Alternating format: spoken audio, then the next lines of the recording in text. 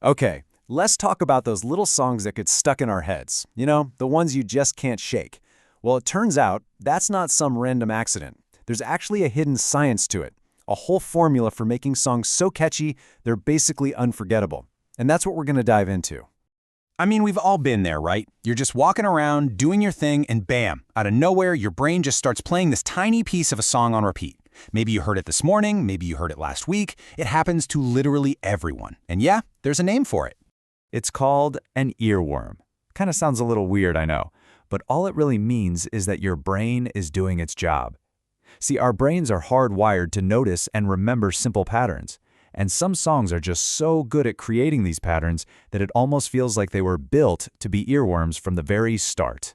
And that's exactly where the jingle comes in. Think of a jingle as a purpose-built earworm, an earworm for advertising. It's this short, super catchy little tune made for one single reason: to lodge a brand name or a product slogan deep inside your head. That way, next time you're at the store, you'll remember it. Okay, so how do they actually do it? How do they make these things so sticky? Well, it's not magic, it's more like a brain hack. Jingles are designed to tap directly into how our memory works. They use a very specific formula to make a piece of information almost impossible to forget. So, what's in this secret recipe? Well, a super catchy tune almost always has these 4 key things. First, a really simple melody, something you can easily hum. Second, a steady, predictable rhythm that hooks you in. Third, an obvious rhyme, because our brains just love connecting rhyming words. And finally, short, focused lyrics that cut right to the chase. Really, it all boils down to this. Our brains are basically pattern-finding machines. And music, well, music gives words a powerful structure that they just don't have on their own. It adds that rhythm and melody, making them way, way easier to remember. I mean, think about it. That's why you can probably still sing a jingle for a toy from when you were a little kid, but you can't remember a phone number someone told you like 5 minutes ago. And here's the crazy part: they do all of this in almost no time at all. The perfect length for a jingle? Just 5 to 15 seconds. That's it. In that tiny window, they can plant an idea in your head that might stick around for decades. All right, so we get why they work, but how are these things actually made? It's definitely not as simple as someone just humming a tune. There's a whole process, like a little production line behind every single jingle you've ever heard. So, first things first, it always starts with a meeting. They have to figure out who they're trying to sell to. Once they know that, a composer gets to work writing a bunch of melodies.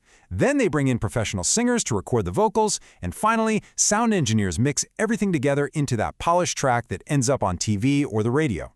And that first step, knowing who you're targeting, is absolutely critical.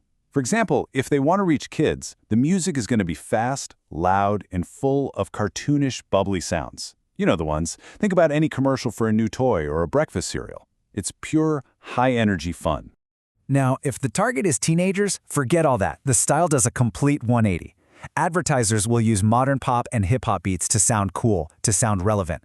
The whole goal is to make the brand feel like it belongs in their world, you know? Definitely not something their parents would be into. And what about for adults? Well, the approach switches up again.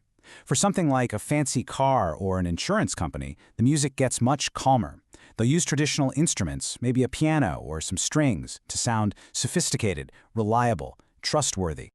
But it's not just the styles that change. The jingle itself has been on a huge journey over the years. We think of them as this modern thing, but the basic idea is actually super old. It's just kept adapting as our technology changed, from the earliest radios all the way to the smartphone in your pocket right now. I mean, this idea goes way, way back. It started with street vendors who would shout out what they were selling in these catchy, rhythmic calls. Then, in the 1920s, the first real jingles hit the radio. By the 1950s, they were the soundtrack to the golden age of TV. And today, they're literally everywhere. Social media, streaming, you name it.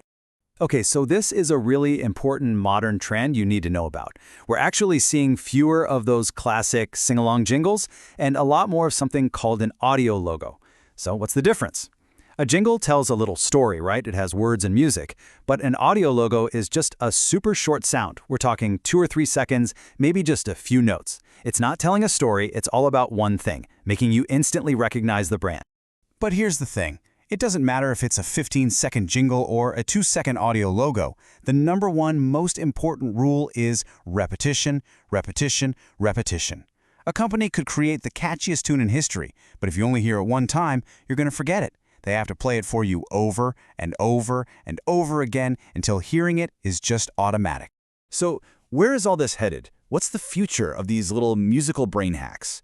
Well, as technology keeps getting crazier, audio branding is about to get way more interesting and a whole lot more personal. Get ready for this. AI composers are already writing melodies that are scientifically designed to be the ultimate earworm. Soon, the ads you hear could have music that's personalized just for you, based on your tastes. And think about virtual reality. As we spend more time in these digital spaces, audio logos and jingles are going to be like the street signs that help us get around. But even with all this futuristic tech, you know what won't change? The basics. The core reason this all works isn't going anywhere.